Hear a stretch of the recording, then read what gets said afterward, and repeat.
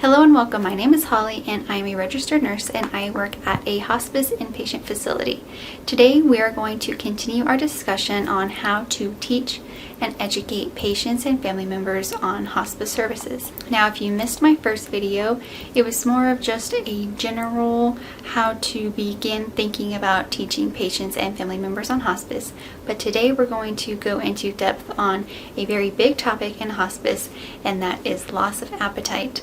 So if you are interested in learning more about how to educate patients and family members on hospice about loss of appetite at the end of life, then please keep watching this video.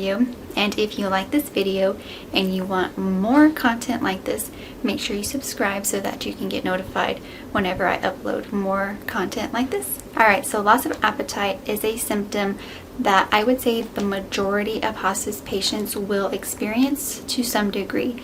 Now, the severity of the loss of appetite will vary from individual to individual, but in most hospice patients we will see some degree of loss of appetite. Now, this is a symptom that can be very distressing for the family members of patients who are on hospice. So we don't always see the patient experiencing distress in relation to loss of appetite, but it's the family members and the caregivers who really struggle with this symptom. So I want you to keep that in mind when we go through this video and we're talking about how to educate the patient and the family, because a lot of times you're going to be doing more educating for the family and the caregiver. So just keep that in mind. Okay, so some individuals will experience a gradual loss of appetite throughout their hospice journey. So you may have, if you work in home care, you may have a patient that's admitted onto services and they have a pretty normal appetite. And over the months that you care for them, you will see that it decreases. So whereas before they would eat maybe 75 to 100% of all their meals throughout the day, after a few months, they may start to only eat like 50%. And as they get closer to death, they'll, maybe eat 10% of a meal. And then when they get even closer, like when they're weeks or days from death, then they may not be eating anything at all. Some individuals, however, will experience a more sudden decrease in their appetite because of some sort of aggravating symptom. Now, loss of appetite is multifactorial, so there can be a lot of factors that cause loss of appetite, but it's just important to know that you will generally see it with your hospice patients. Now, as a hospice nurse, it's important to know that loss of appetite in and of itself does not need to be a concerning symptom. So as I've said, it's very common. However, if it is accompanied by another GI symptom such as nausea, vomiting, constipation, something like that, then we might have to look further into it. But loss of appetite on its own is not something that you should be particularly worried about. However, like I mentioned, many of the family members and the caregivers will be very concerned with this loss of appetite. Okay, this is one of the subjects that many family members and caregivers have a hard time dealing with because they truly feel like their family member is starving to death and they feel that they are withholding from them and that it's putting the patient into distress. It is our job as hospice staff to assure them and reassure them that that is not the case. The family members may feel that we are doing harm to them, but we actually need to emphasize with the family and the caregivers that at a certain point, food can actually do more harm than good. So when a patient is going through their dying process, their bodies do not require the same nutrition as someone who is healthy. So someone who's not going through a dying process, their body just does not require the same nutrients. And also their body does not process and digest food the way a healthy person does. Because a terminally ill patient cannot digest these foods and process these foods like a healthy person, they can actually cause GI upset. They can cause nausea and vomiting, constipation, acid reflux, and in severe cases, it could even cause aspiration. So all in all, food can actually be harmful for the patient, and it's important that we educate our family and the caregivers on that. Now, we don't want to scare them, okay? If the patient is expressing that they want to eat something or they want to drink something, it's going to be relatively safe because they are expressing that need. Their body is still signaling to them that they want that, and that's okay. but we want to make sure that we educate them on the potential dangers, especially as we get closer to end of life. Now, let's say you have a family member or a caregiver who is being particularly resistant to the interventions involved with loss of appetite. So maybe they just really want the patient to eat 3 meals a day, or at least attempt to eat 3 meals a day, and they're constantly offering food, and maybe they're not quite at the point of forcing the food, but they're being overbearing with it. This can be really difficult as a hospice nurse to deal with, because we know the effects that can happen from this, and so we want to make sure that we stop that from happening. But how do we go about doing it with a family member or a caregiver who's being very resistant? Well, the first thing that I would advise you to do is to sit down with this family member or caregiver and empathize with them. Okay, we all know what it's like to show our love for someone by cooking them a meal, or if they come over for dinner, getting some good takeout and bonding over that. You know, we know what it's like to bond over a really good home-cooked meal, or go out to dinner and have dinner and drinks with friends and family and bond over that. We know what that's like. We also know what it's like when someone gives that to us. You know, we go to someone's house and they cook us a good meal. It's a way that we bond. It's embedded in our culture as humans. We all know what that's like. So it's okay to sit down with that family or that caregiver, with that family member or that caregiver, and tell them that you understand what that's like, how distressing it must be to see that patient not eating anything, where before maybe they always got excited about that meal that you cook and now they don't want to. Of course, that's distressing and that's hard to see. Empathize with them. Tell them that you understand that, or maybe not that you understand, but you could see where they're coming from, where that hurt is coming from. But just assure them that that patient is not in distress, and that if the patient wants food or drink, they will express that. If their body still wants it and will allow for it, they will express it.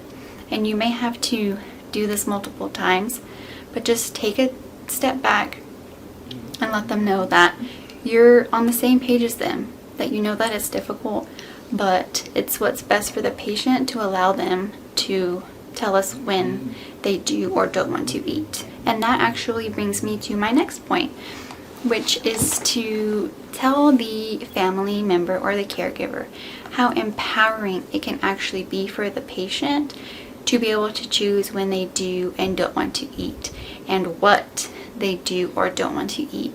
So oftentimes we see with our terminally ill patient that they're struggling to control anything in their life, right? They've got a terminal illness. They're being told they're going to die in less than 6 months. Talk about being out of control, right? So we find that different patients will try to exert control in different aspects of their life. And that's totally normal. It's to be expected. And we can actually empower that patient to have control of something in their life by letting them control when they do or don't want to eat. So emphasize this with that family member. Tell them how important it is for that patient to be able to have that control. That's going to empower them, and it may actually allow them to have a little bit of a higher spirit. Whereas before, sometimes we have families who are so overbearing with wanting to feed the patient that it becomes a source of tension between the patient and the family. They'll keep bringing food, lots of food, and the patient doesn't want it, and they can become aggravated, and it can be a source of tension between the family and the patient. So of course we want to avoid that altogether, but we just want to make sure the family knows that it's actually really important for the patient to be able to make their decisions when it comes to this.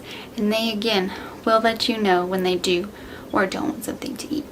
Okay, so as I mentioned earlier, a lot of times patients will have a gradual loss of appetite throughout the whole process. So what we can see is if someone is months away from death, they may still be eating fairly regularly, just smaller portions. And then as we get closer to death, we may see the patient eat less and less. They may not eat anything for several days. So make sure that as you get closer to that time period, that you're continuing to educate the family and the caregiver about this change. And once we get to this point, if the patient doesn't want to eat anything, then we still can't offer things like ice chips. If they're still able to swallow, we can offer them ice chips. We can do oral care. Where I work, the inpatient facility, this is one of, I don't know, it sounds weird, like one of my favorite things to do, because sometimes these patients, they sit there and they may be mouth breathers and they may start to have like a really dry mouth, and you go in with one of those mouth swabs and it's just so refreshing for them. So make sure you educate the family and the caregivers about this, because they can actually do this at home, or they could use like a wet washcloth or something. They could just dip it in some water, if they don't have swabs or something, they could just dip it in some water, kind of rub it along the gums and the teeth and kind of let the patient bite down on it. But when we're just a few days to like a week or so before death, a lot of times we will see that the patients don't have any intake at all. But you'd also be surprised how many individuals I have seen who have eaten full meals and then passed a few days later. So it really does depend, but we want to educate the family and the caregivers on the possibilities of their loved one going several days, sometimes even several weeks without having food. But again, just assuring them that it's not distressing for the patient. Now, so far I have mainly focused on how to educate the family and the caregivers, but of course we want to educate the patients as well. And so we can educate them on the fact that they will have most likely loss of appetite as they go through their dying process, and that it's nothing to be alarmed about, and that they don't need to feel bad about it. If used to, like I said, they would eat their wife's 4-course meals and now all of a sudden they don't want anything, that's okay. Or maybe they just want dessert, that's okay.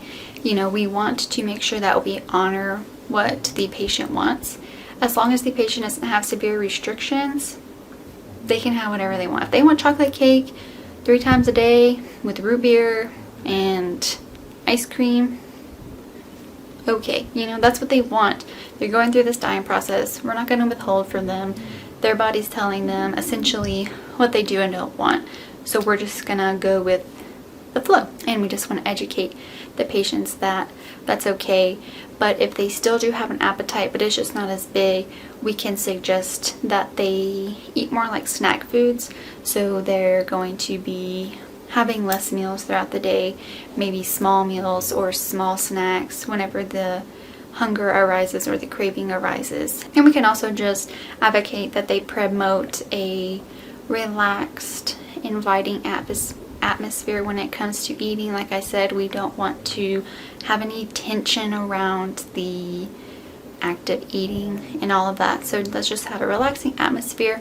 If they want family and friends to be there while they're eating, even if they're not eating the same thing, but they're still enjoying that bond over food, awesome, that's great. Again, we just want to make sure that the family and the patient and the caregivers all know that food should not be a source of tension. So again, we don't want to be forcing food. We don't want to be constantly badgering the patient about food.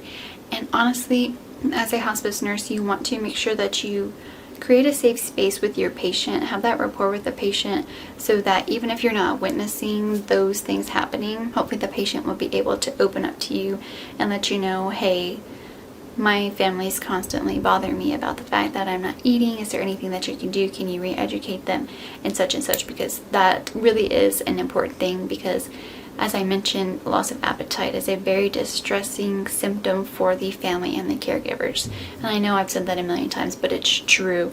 We see it time and time again. It's very difficult for some individuals to see their loved one not eating. And like I said, we all know what it feels like to show we love someone with food. So you can understand how a family member or a caregiver would think that their loved one is being harmed by not being offered food and drink. So we even have sometimes people who are not even waking up, they're not conscious, they're unresponsive, and we'll have family members and caregivers asking, well, are y'all going to do IV fluids or feeding tube, or can we offer them pudding or applesauce or something? And of course, if the patient was cognizant enough and they wanted to, then of course we would. But that just kind of gives you the idea of how people think about certain things. And like I said, you want to be able to empathize with them, but the facts are the facts. A lot of times food is harmful. So that, I think, is going to kind of wrap it up. This was going to be just about loss of appetite. In the future, we'll go into nausea, vomiting, dry mouth, constipation, other GI issues, but this was mostly just going to be about loss of appetite. So I hope that you found this video helpful. If you have any questions, please let me know. Like I said, this is a very big topic, and I probably didn't cover everything that I needed to. So if you have a question, if you're a hospice nurse and you are frequently seeing issues with this and you would like my opinion, please let me know. Or like I said, if you have a question, just let me know. And if you have any ideas on hospice videos you'd like for me to do in the future, of course I would love to hear those as well. So until next time, I hope that you are staying safe and healthy, and I'll see you next time.